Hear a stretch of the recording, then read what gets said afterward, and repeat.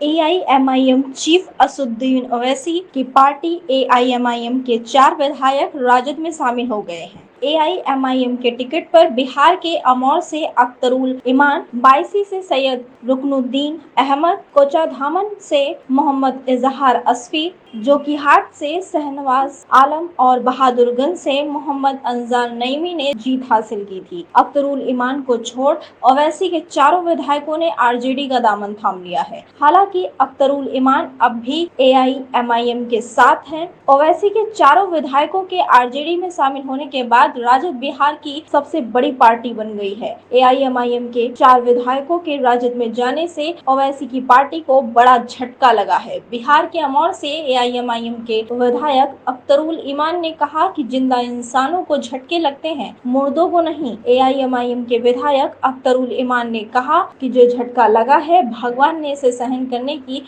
शक्ति हमें दी है। सिर्फ मेरे लिए गम की बात नहीं है, बल्कि सीमांचल की लाखों जनता को झटका लगा है। सीमांचल की जनता को इन लोगों ने धोखा दिया है। सीमांचल के लोगों ने इन पर विश्वास किया था, लेकिन आज उनके साथ विश्वासघात हुआ है। घर वापसी की बात पर अख्तरुल ने कहा कि कैसी घर वापसी, जिस घर से गर्दन पर हाथ डालकर निकाल दिया गया, क्या वह उनका घर था क्या? जब इन चारों को किसी ने टिकट नहीं दिया, तब ये लोग हमारी पार्टी से टिकट लेकर चुनाव लड़े और जनता ने विश्वास जताते हुए इन्हें जीत दिलाई। इन लोगों ने पार्टी को धोखा दिया, साथ ही सीमांचल के विधायकों को भी बड़ा धोखा दिया। अख्तरुल इमान ने कहा कि राजद ने हमारे 4 विधायकों को सिर्फ तोड़ा नहीं है, बल्कि सीमांचल के लाखों करोड़ों की आबादी के दिल को तोड़ा है। उन्होंने कहा कि आने वाले समय में राजद को इसकी बड़ी कीमत चुकानी पड़ेगी। जो कल था आज है, वही कल भी हमारा स्टैंड रहेगा। सीमांचल के विकास को लेकर हम हमेशा आवाज उठाते रहे हैं और आगे भी उठाएंगे।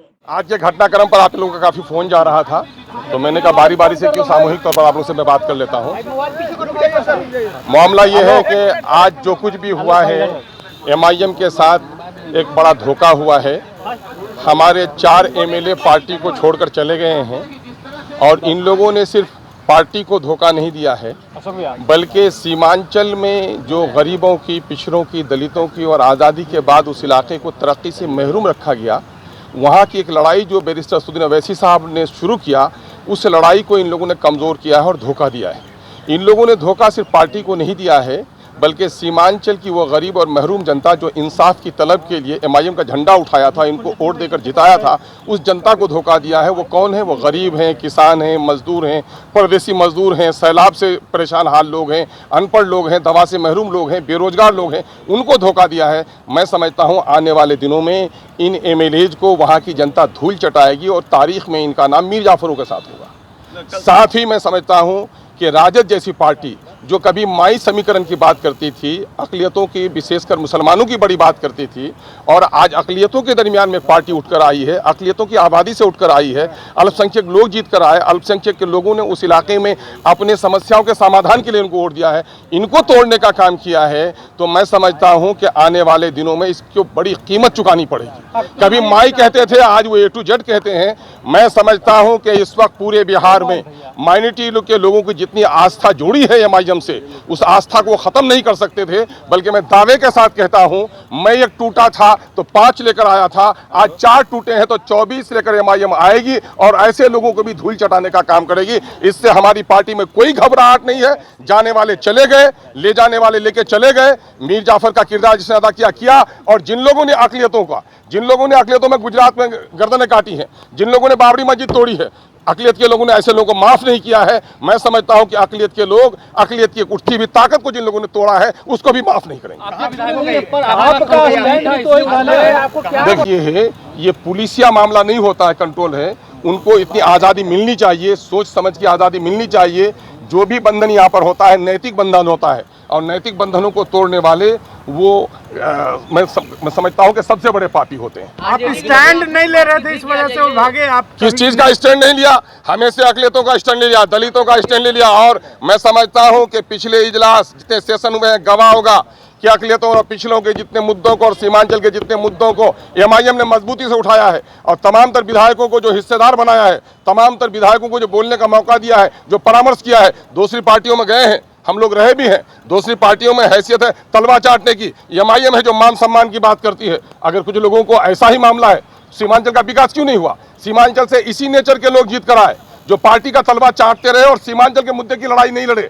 एमआईएम ईमानदारी के साथ सीमांचल की लड़ाई लड़ती है और अख्तरुल ईमान खड़ा है। मैं दावा करता हूं आपको कि अरे मुझे किसकी हिम्मत है, मुझे किसकी हिम्मत है? मैं समझता हूं ऐसी कोई राजनीतिक दल ने जन्म नहीं लिया है जो अख्तरुल ईमान के ईमान का खरीदारी कर सकता है। अरे कहने को कोई लफंगा किसी को अगर इशारा कर दे तो थोड़ी ही है कि ब्याह करना उधर भी नहीं होता था। आपकी पार्टी का हाउस के बाहर क्या स्टैंड अलग नहीं है? सवाल ये पैदा होता है कि बिहार के अक़लियतों के, बिहार के पिछड़ों के लिए जो बात हमने की है, सीमांचल के हक और इंसाफ की हमने बात की है। सीमांचल में वो तमाम तर विधायक जिनकी बस्तियां कट रही हैं, जहाँ सैलाब का कहर है, जहाँ पुल नहीं बना, सड़क नहीं बना, स्कूल नहीं बना, हॉस्पिटल नहीं बना, रोजगार का मौका नहीं आया, वो स्टैंड कोई साथ दिया क्या? उस स्टैंड में एमआईएम सब लोग साथ थे क्या? दूसरी पार्टियां थी क्या? हाँ, जो कॉमन मामला था, अभी मामला आया अग्निपथ का मामला कॉमन इशू है। कॉमन इशू में हमने भी पार्टी का साथ दिया। लेकिन जहां तक सीमांचल के मुद्दे रहे, सीमांचल के मुद्दे में पार्टी कभी पीछे नहीं रही है। और मैं समझता हूं किसी पार्टी ने सीमांचल की इतनी वकालत नहीं की है जितना अल्प अवधि में एमआईएम ने की है। मुंगेरी लाल के सपने हैं। मैं समझता हूं कि विचारों की लड़ाई लड़ने वाले अवसरवाद की राजनीति नहीं लड़नी चाहिए। अब ये उम्मीद पालते हैं उनसे पूछिए। लेकिन मैं जनता की लड़ाई लड़ता हूं, सड़क से सदन तक। सड़क में हमारी लड़ाई और मजबूत होगी।